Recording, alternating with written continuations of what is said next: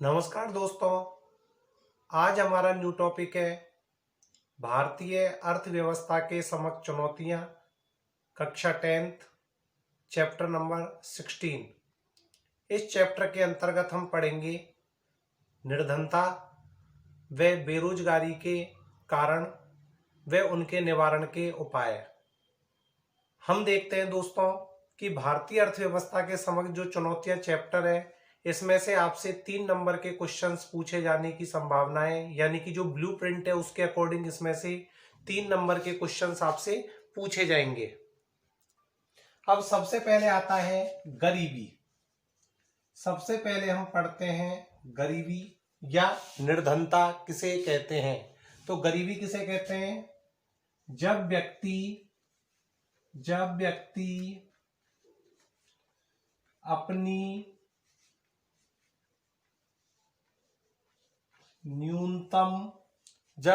न्यूनतम आवश्यकताओं को पूरा करने में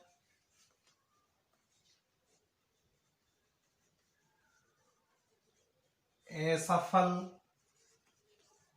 हो जाता है। तो देखिए, सबसे पहली बात आती है कि गरीबी किसे कहते हैं?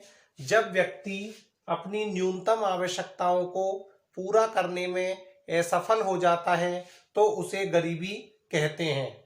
अब देखिए कि जो गरीबी है उसके 2 प्रकारों में बांटा गया है गरीबी को। गरीबी कितने प्रकार की होती है? 2 प्रकार की। उसके टाइप्स है प्रकार।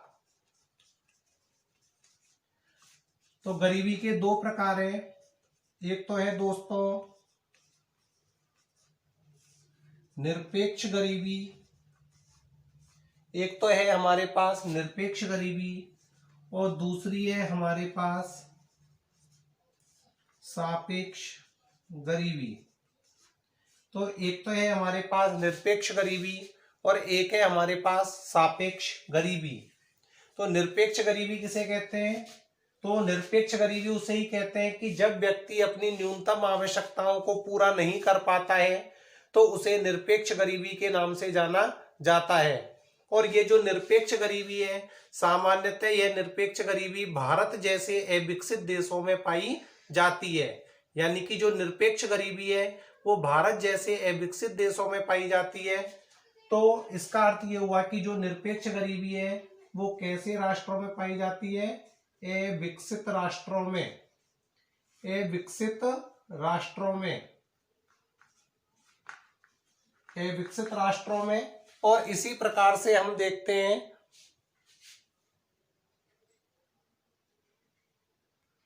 यानी कि अविकसित राष्ट्रों में पाई जाती है। इसी प्रकार से जो सापेक्ष गरीबी है वो आय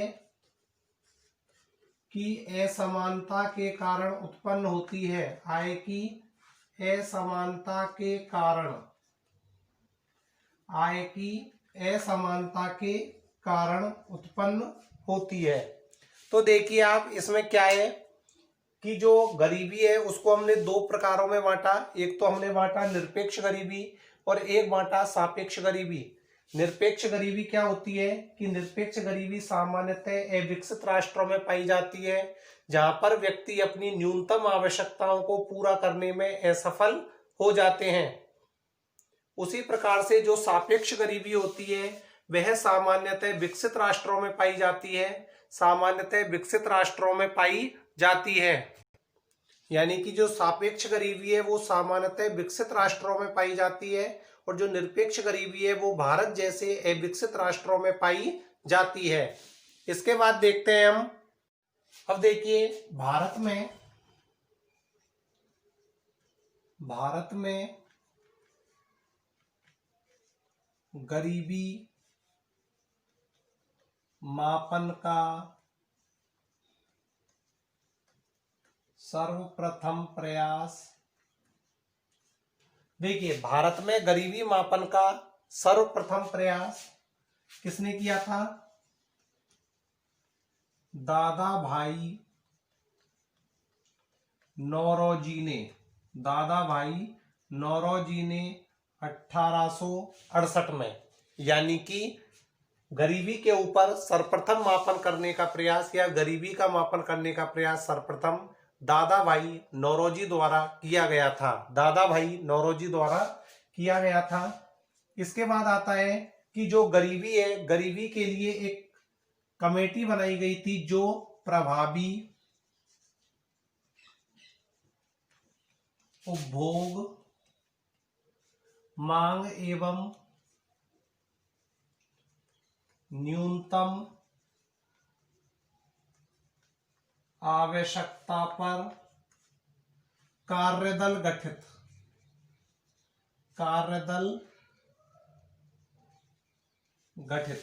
देखिए दोस्तों, ये क्वेश्चन भी कई बार पूछा गया है कि प्रभावी उपभोग मांग एवं न्यूनतम आवश्यकता स्तर पर गठित जो कार्यदल है उसे बाई के अलग कमेटी के नाम से भी जाना जाता है। उसे बाई के अलग कमेटी, यानी कि इसे बाई के अलग कमेटी के नाम से भी जाना जाता है। अब ये जो बाई के अलग कमेटी है वो क्या कहती है? बाई के अलग कमेटी कहती है कि ग्रामीण क्षेत्रों में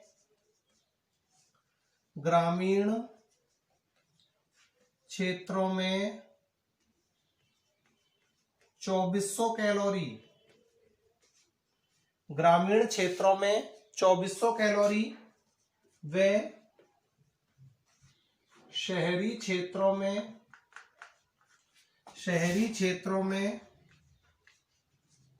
2100 कैलोरी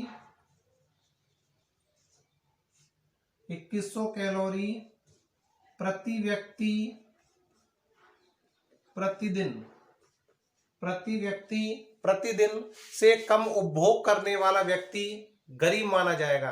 कहने का मतलब यह है कि बाई के अलग कमेटी की रिपोर्ट के अनुसार ग्रामीण क्षेत्रों में 2400 कैलोरी व शहरी क्षेत्रों में 2100 कैलोरी प्रति व्यक्ति प्रतिदिन से कम यदि कोई भी उपभोग करेगा तो वह गरीब कहलाएगा।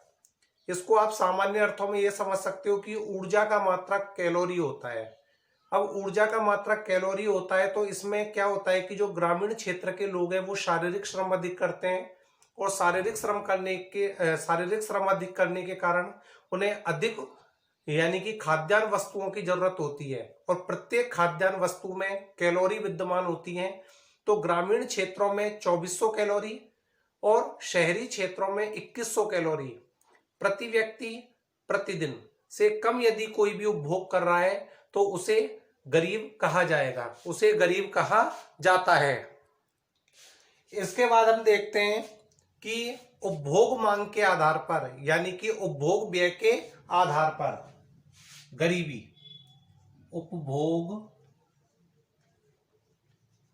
व्यय के आधार पर गरीबी। तो उपभोग व्यय के आधार पर जो गरीबी है उनमें सबसे पहली तो आती है सुरेश तेंदुलकर कमेटी। सुरेश तेंदुलकर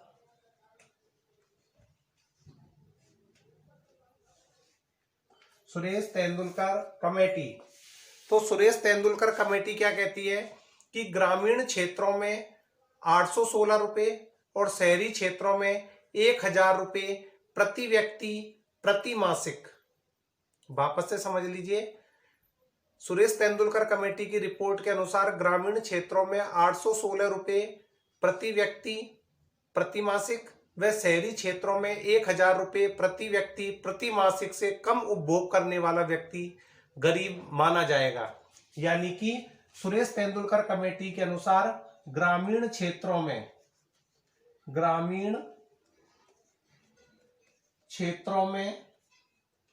816 रुपए, ग्रामीण क्षेत्रों में 816 रुपए व शहरी क्षेत्रों में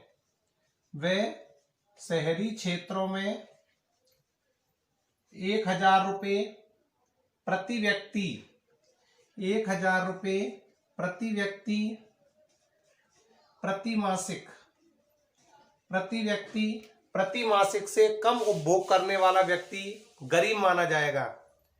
तो हमने एक बात ये समझ ली कि 2011-12 की रिपोर्ट है दोस्तों, ये कब की रिपोर्ट है? 2011-12 की रिपोर्ट के अनुसार।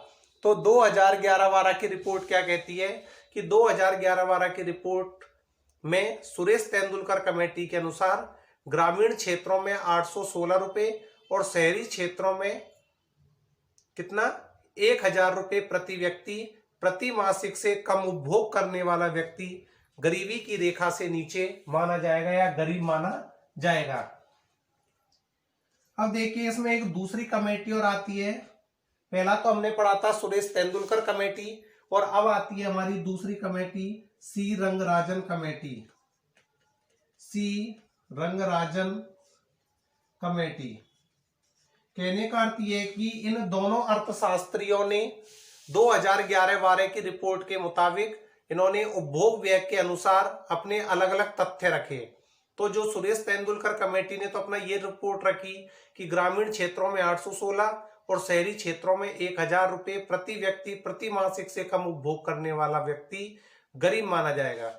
ऐसे सी रंगराजन क्या कहता है? सी रंगराजन कहते थे कि ग्रामीण क्षेत्रों में 972 रुपए, ग्रामीण क्षेत्रों में 972 रुपए व शहरी क्षेत्रों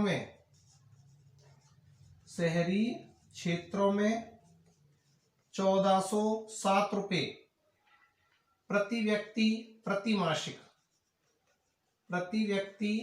प्रति मासिक से कम उपभोग करने वाला व्यक्ति गरीब माना जाएगा। जैसा कि हमने पढ़ा कि जब हम कैलोरी के आधार पर पढ़ते हैं तो 2400 कैलोरी ग्रामीण क्षेत्र में और शहरी क्षेत्रों में 2100 कैलोरी प्रति व्यक्ति प्रतिदिन से कम उपभोग करने वाला व्यक्ति गरीब कहलाएगा।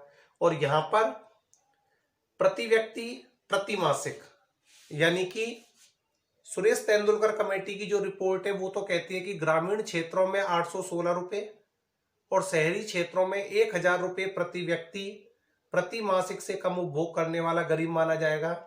उसी प्रकार से सी रंगराजन कमेटी की रिपोर्ट के अनुसार ग्रामीण क्षेत्रों में 972 रुपए और शहरी क्षेत्रों में 1407 रुपए प्रति व्यक्ति प्रति मासिक से कम उपभोग करने वाला व्यक्ति गरीब माना जाएगा। अब हम देखते हैं गरीबी के कारण। जैसे कि सबसे पहले है गरीबी के कारण। अब गरीबी के लिए दोस्तों बहुत सारे कारण उत्तरदायी होते हैं। गरीबी एक ही प्रकार से व्यक्ति के जीवन में नहीं आती, बल्कि गरीबी के बहुत सारे उत्तरदायी कारण हैं, जिनमें सबसे पहला आता है हमारा गरीबी का सामाजिक कारण। तो सबसे पहला है सामाजिक कारण। और देखिए सामाजिक कारण में क्या है कि जन्म, विवाह और मृत्यु, यानी कि हमारे समाज में जन्म, विवाह और मृत्यु से जुड़ी हुई कुछ ऐसी परंपराएं होती हैं जो व्यक्ति को कर्जदार बना देती हैं। यानी कि जन्म के समय, विवाह के समय या मृत्यु के समय, सामान्यतः जैसे मृत्यु के समय मृत्यु भोज, जन्म के समय जन्मोत्सव मनाया जाता है, या अत्यधिक बच्चों को जन्म देना, इस कारण से व्यक्ति अत्यधिक गरीब हो जाता है। और इसी प्रकार से विवाह के अवसर पर दहेज देना, तो ये एक ऐसे सामाजिक कारण है जिनकी वजह से व्यक्ति अत्यधिक गरीब हो जाता है। इसी प्रकार से ये तो पहला हो गया। दूसरा है बेटे के जन्म की चाह में जनसंख्या वृद्धि। तो कहने का अर्थ यह है कि बेटे के जन्म के समय, यानी कि बेटे की चाह में अत्यधिक बच्चों को जन्म देते रहना भी गरीबी का एक सबसे बड़ा कारण है। क्योंकि हमने जैसे पढ़ा है कि सामान्यतः जैसे जैसे परिवार का आकार बड़ा होता जाएगा, वैसे वैसे गरीबी का स्तर भी बढ़ता जाएगा। इसके बाद है हमारा अगला कारण आर्थिक कारण। आर्थिक कारण यानी कि गरीबी का जो सबसे बड़ा कारण है वो है आर्थिक कारण। आर्थिक कारण का अर्थ यह है कि जो गरीब लोग होते हैं वह अत्यधिक गरीब होने के कारण अपने बच्चों के लिए शिक्षा व स्वास्थ्य पर निवेश नहीं कर पाते हैं। शिक्षा व स्वास्थ्य पर निवेश नहीं कर पाते, और शिक्षा और स्वास्थ्य पर निवेश नहीं कर पाने के कारण वो अत्यधिक गरीब रह जाते हैं। यानी कि शिक्षा और स्वास्थ्य पर निवेश नहीं कर पाने के कारण वह अत्यधिक गरीब हो जाते हैं। इसके बाद आता है आपका तीसरा राजनीतिक कारण। तीसरा है दोस्तों राजनीतिक कारण, और राजनीतिक कारण में प्रबल इच्छा शक्ति का अभाव। प्रबल इच्छा शक्ति का अभाव इसका अर्थ यह है कि सरकार द्वारा बहुत सारी योजनाएं चलाई जा रही हैं, लेकिन वह योजनाएं लक्षित व्यक्तियों तक नहीं पहुंच पाती हैं। लक्षित व्यक्ति वह है जिसे हमने यानी कि सरकार द्वारा लक्ष्य बनाया गया है कि यह योजना का लाभ इसी लक्षित व्यक्ति को दिया जाएगा या इसी व्यक्ति को दिया जाएगा। तो सबसे पहली बात है कि प्रबल इच्छा शक्ति का अभाव है, और दूसरी बात आती है कि इसका जो राजनीतिक कारण है वो ये है कि प्रशासनिक तंत्र में रिसाव। यानी कि जो कोई भी लाभ गरीबों तक पहुंचाया जाता है वह प्रशासनिक तंत्र में रिसाव यानी कि भ्रष्टाचार के कारण बहुत सारे कर्मचारी बीच में ही उस पैसे को खा जाते हैं। यानी कि जो रकम एक गरीब तक पहुंचाई जाती है उसका बहुत कम हिस्सा ही उसे प्राप्त हो पाता है। इसके साथ ही आता है कि आजकल प्रत्यक्ष लाभ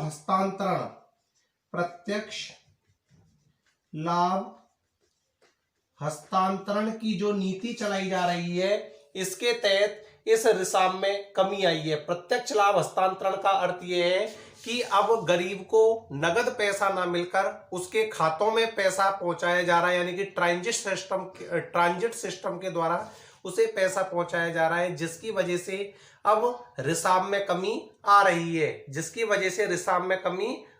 है। और देखिए वापस से देख लो, सामाजिक कारण यानी कि जन्म, विवाह और मृत्यु से जुड़ी हुई कुछ ऐसी परंपराएं होती हैं जो व्यक्ति को कर्जदार बना देती हैं। इसी प्रकार से हमने पढ़ा सामाजिक कारण के साथ साथ राजनीतिक कारण में आता है कि प्रबल इच्छा शक्ति का अभाव, यानी कि सरकार की जो इच्छाएं हैं, सरकार ने जितनी भी योजनाएं चला रही हैं तो प्रबल इच्छा शक्ति नहीं है सरकार की, और सरकार की जब इच्छा शक्ति पूर्ण रूप से सभी योजनाओं पर नहीं होती तो इससे भी लोग गरीब रह जाते हैं, यानी कि उन्हें अपनी योजनाओं का लाभ नहीं मिल पाता। इसी प्रकार से यदि हम दूसरा पॉइंट देखकर देखें तो इसका जो दूसरा पॉइंट है वो है कि प्रशासनिक तंत्र में रिसाव, यानी कि जो योजनाओं का लाभ गरीबों तक पहुंचाया जाता है वह प्रशासनिक तंत्र में रिसाव यानी कि भ्रष्टाचार के कारण, यानी कि यह एक जो लक्षित व्यक्ति है वहां तक यह लाभ नहीं पहुंच पाता, लेकिन वर्तमान में डीबीटी यानी कि डायरेक्ट ट्रांजिट सिस्टम के द्वारा यानी कि इसे पहुंचाया जा रहा है। इसी प्रकार से देखो दोस्तों, आर्थिक कारण यानी कि एक व्यक्ति गरीब इसलिए है क्योंकि वह अपने बच्चों में या स्वयं में शिक्षा और स्वास्थ्य पर निवेश नहीं कर पाता। जब वह शिक्षा और स्वास्थ्य पर निवेश नहीं कर पाता है तो वह अत्यधिक गरीब हो जाता है। देखिए इसके बाद आता है अन्य कारण, और अन्य कारण में हम देखते हैं एक तो हमारे भारत में शिक्षा का निम्न स्तर है, शिक्षा का निम्न स्तर। दूसरे नंबर पर आता है स्वास्थ्य सेवाओं में कमी, और तीसरा है व्यावसायिक शिक्षा का अभाव, यानी कि अधिकांश जो लोग हैं उनके पास व्यावसायिक शिक्षा प्राप्त नहीं है, और व्यावसायिक शिक्षा प्राप्त नहीं होने के कारण यह गरीब है। इसी प्रकार से यदि हम अन्य कारण की ओर देखें तो यह है शिक्षा का निम्न स्तर। शिक्षा का जब स्तर निम्न होता है तो स्वाभाविक बात है कि व्यक्ति को उचित अवसर प्राप्त नहीं हो पाता, जो कि गरीबी का एक सबसे प्रमुख कारण है। अब आता है निर्धनता निवारण के उपाय, यानी कि गरीबी को किस प्रकार से कम किया जा सकता है।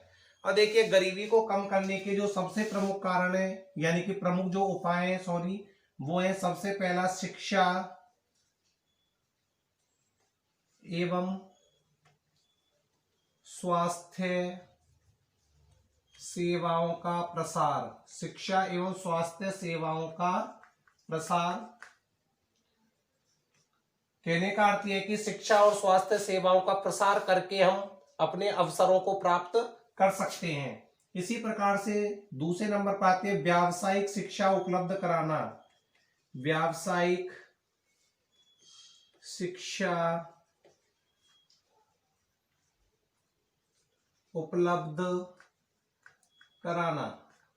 इसी प्रकार से तीसरे नंबर पर आता है कुप्रथाओं का अंत, यानी कि जैसा हमने पढ़ा कि जन्म, मृत्यु और विवाह से जुड़ी हुई कुछ ऐसी परंपराएं होती हैं जो व्यक्ति को कर्जदार बना देती हैं और वह जीवन पर्यंत उस कर्ज को नहीं चुका पाता। तो यदि हमें गरीबी का निवारण करना है तो हमें ऐसी जो परंपराएं चल रही हैं उन परंपराओं का अंत करना होगा। इन परंपराओं का हमें अंत करना होगा और अंत करने के साथ ही आता है रोजगार के अवसरों में वृद्धि। और इसका जो चौथा पॉइंट है वो है रोजगार के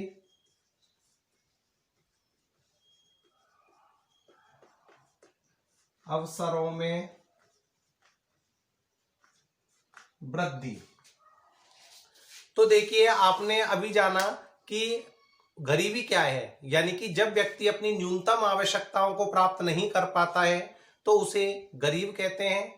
गरीबी को हमने दो भागों में बांटा, एक निरपेक्ष गरीबी, एक सापेक्ष गरीबी। निरपेक्ष गरीबी वह जब व्यक्ति अपनी न्यूनतम आवश्यकताओं को प्राप्त नहीं कर पाता। अब देखिए, एक विद्वान है जिनका नाम है रेगनार नक्सरे। क्या नाम है दोस्तों इसका? रेगनार नक्सरे। तो रेगनार नक्सरे ने क्या किया था? गरीबी के दुष्चक्र के प्रतिपादक हैं, यानी कि रेगनार नक्सरे कहते हैं कि एक व्यक्ति गरीब इसलिए है क्योंकि वह पहले से ही गरीब है। गरीबी का कारण भी गरीबी होता है और गरीबी का परिणाम भी गरीबी होता है। गरीबी का कारण गरीबी होता है और गरीबी का परिणाम भी गरीबी होता है। दोस्तों, यदि आपको ये हमारा वीडियो पसंद आए तो इसे लाइक करें, सब्सक्राइब करें, शेयर करें। और ये हमारा पार्ट फर्स्ट है और पार्ट सेकंड जल्द ही आपको उपलब्ध करा दिया जाएगा। और ये सभी जो पाठ्यक्रम चल रहा है, यह संशोधित पाठ्यक्रम 2020-2021 के मुताबिक ही दिखाया जा रहा है। धन्यवाद।